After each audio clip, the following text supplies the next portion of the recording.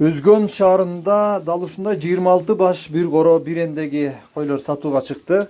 Койлордун жашы өтө жаш экен, 2-4-6 тишке чейин.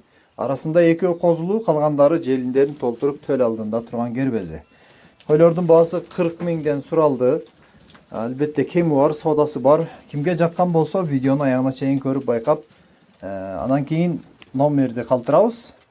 Дыйкан энилердин номерлерин калтырабыз, чалып байланышып соода кылып алсаңыздар болот. Бардык багыттарга жеткирип берүүгө ыңгайлуу жерде, андыктан алыскы аймактардан болсо дагы чалып соода кылсаңыздар боло берет. Койлордун кандары таза, ден соолуктары таза. Өзүңүздөр көрүп тургандай койлор. Андыктан номерди калтырабыз, чалып соода кылыңыздар.